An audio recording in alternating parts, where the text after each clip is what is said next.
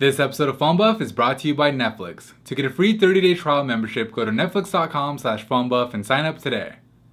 What's up guys, David here, and welcome back to another episode of Phone Buff Q&As, the show where you can ask me just about any question you want, related or unrelated to mobile technology, and where I ask you guys weekly questions via polls on our Facebook fan page. You can be a part of the poll by liking us at facebook.com/phonebuff and get your questions answered by asking us on Twitter at phonebuff. I'll put the links you need down below. But with that said, let's go ahead and get the show started.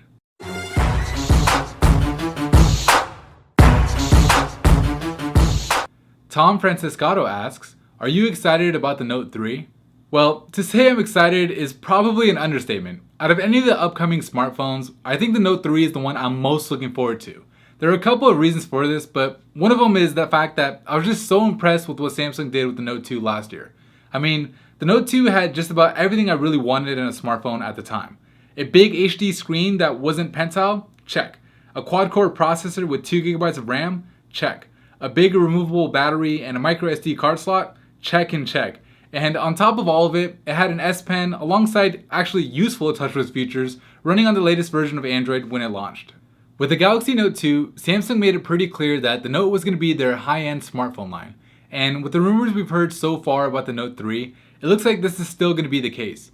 As of right now, the rumors point to the Note 3 having a bigger 5.7 to 6-inch Full HD screen, a more powerful quad-core processor in either the Snapdragon 800 or an upgraded version of the Exynos 5 chip, a whopping 3GB of RAM, a 13-megapixel camera, a 3300 plus mAh battery, and either the same plastic body on the Galaxy S4 or maybe, just maybe, a new aluminum one with Samsung's new Design 3.0 philosophy. As far as what I expect, I think the Note 3 will look a lot like the Galaxy S4, meaning it'll probably have a bigger 5.7-inch screen, but will stay about the same size as the Note 2 thanks to smaller bezels. And while I hope I'm wrong, I don't really see Samsung switching to something other than plastic just yet.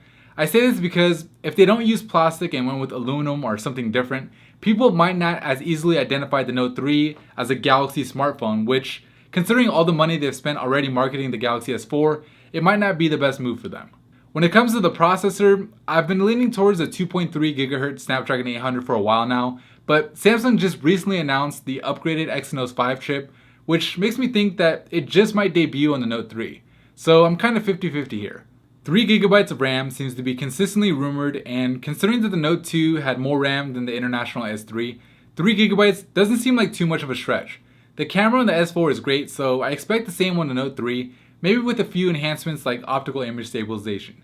And lastly, I expect the Note 3 to be running on a TouchWiz modified version of Jelly Bean 4.3 when it launches. Of course, these are all rumors and speculation, and we'll know for sure what the Note 3 will be on September 4th when Samsung unveils it at IFA.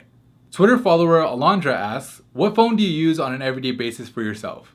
That answer changes often since I'm always testing out new phones, but right now I'm back to using the HTC One. I was using the PlayStation Galaxy S4 before this, but since it didn't support Bluetooth tethering, which I need for Google Glass, I came back to the One, and I've got to tell you, every time I watch a YouTube video on this thing with those boom sound speakers, I'm really glad that I did. Facebook fan Kanishk Reddy asks, is a 1 GHz single core processor good for ICS? The word good can mean different things to different people, but personally, I don't think a single core 1 GHz processor can give you that good user experience that Android has to offer. Replace the word good with decent, and yeah, I think the 1 GHz processor is enough to get the job done. But again, it really depends on the software. If it's stock Android, then it'll probably be fine, but if it has some heavy manufacturer UI over top of it, then I'd expect some serious lag somewhere down the line.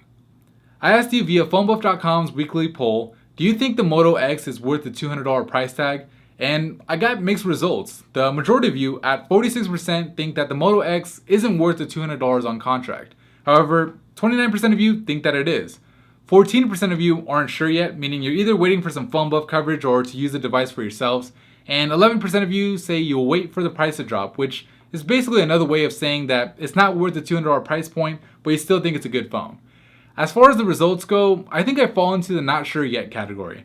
I haven't been able to get my hands on the Moto X just yet, but from what I've read and seen, the phone looks to be pretty solid.